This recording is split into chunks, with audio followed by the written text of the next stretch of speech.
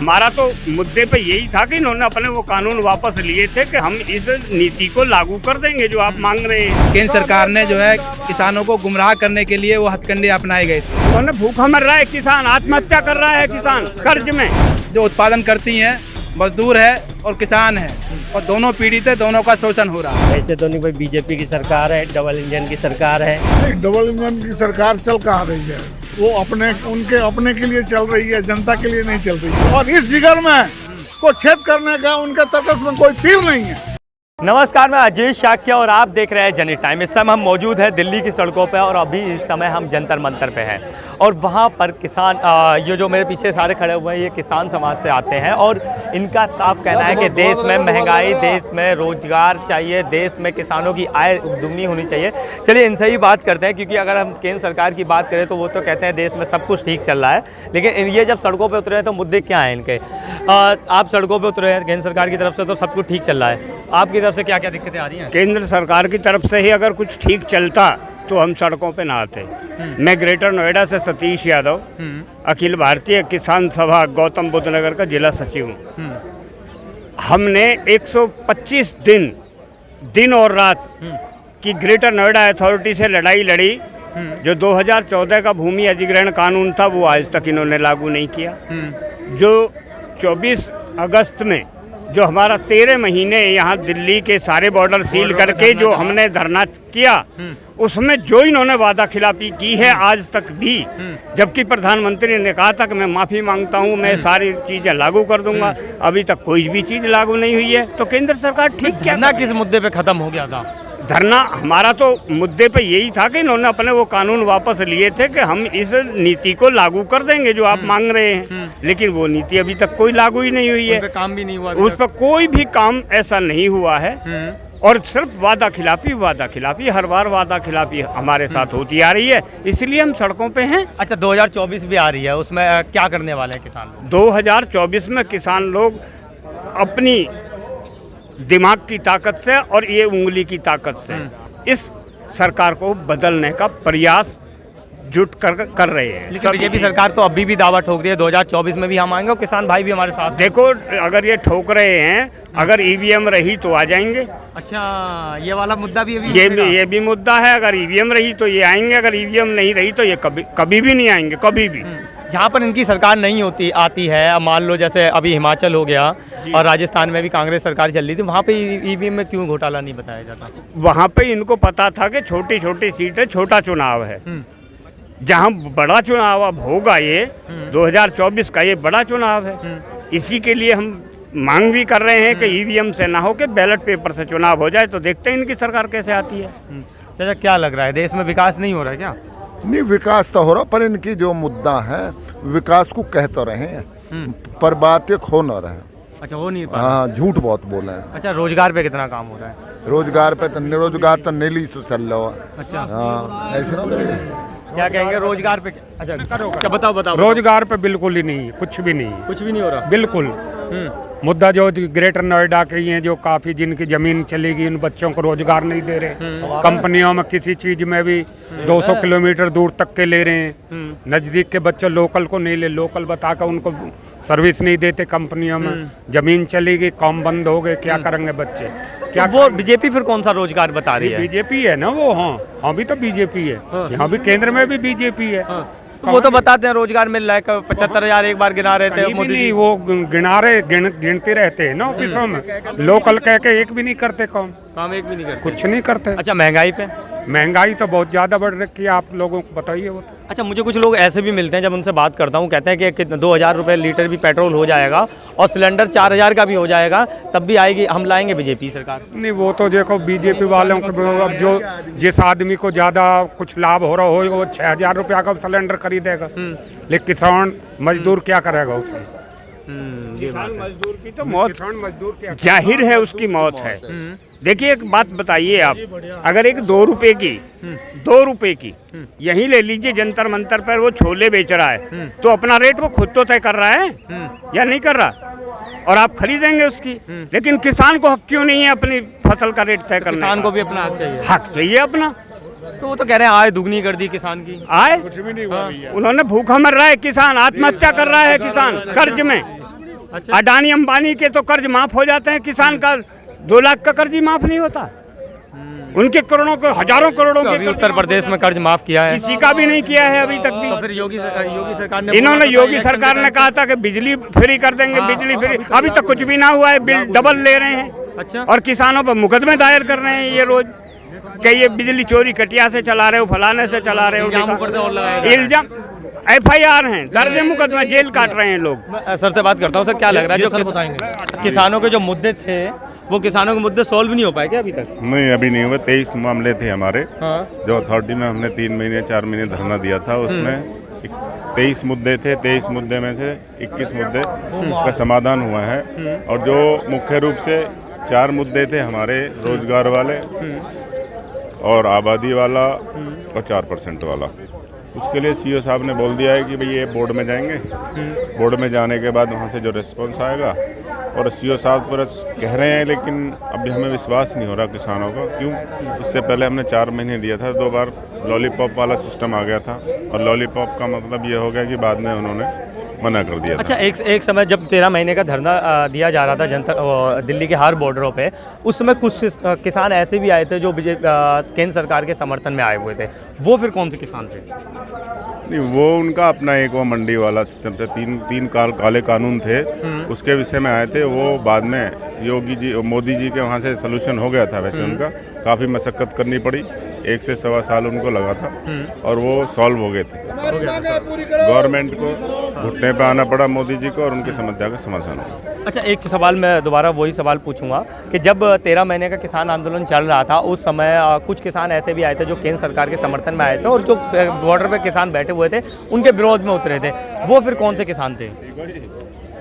देश का बहुमत किसानों का हिस्सा उस समय आंदोलन पर था, चाहे वो अपने प्रदेश में लड़ रहा था, चाहे वो यहाँ दिल्ली के बॉर्डरों पर लड़ रहा था। भाजपा से जुड़े हुए कुछ किसानों को या किसानों को रूप दे करके केंद्र सरकार ने जो है किसानों को गुमराह करने के लिए वो हथकंडे अपनाए गए थे। रास्ते में गड्ढे खोद दिए, कीले गाड़ दी, नकली किसान बना करके उनको पेश कर दिया, कृषि मंत्री ने झूठे बयान दिए। तो ये सब जो हथकंडा किसानों के आंदोलन को बदनाम करने के लिए या तोड़ने के लिए किया गया। बहुमत किसानों का हिस्सा जो है आंदोलन पर था, संघर्ष पे था, और आके सरकार को झुकना पड़ा। लेकिन सरकार झुकी, मांगे मानी, लेकिन उन मांगों को सरकार ने आज तक पूरा नहीं किया। उन मुद्दों पर कोई आगे काम नहीं हुआ है। इसलिए पूरे देश में, क्योंकि पूरे देश में 2 ही शक्तियाँ हैं जो उत्पादन करती हैं, मजदूर है और किसान है, और दोनों पीड़ित है, दोनों का शोषण हो रहा है। तो अखिल भारतीय स्तर पर मजदूरों और किसानों के संगठनों की एक एकता बनी है, और मजदूर और किसान एकजुट होकर के अपने हक अधिकारों के लिए संघर्ष पे उतरा है। आज के कार्यक्रम उसी की कड़ी में है।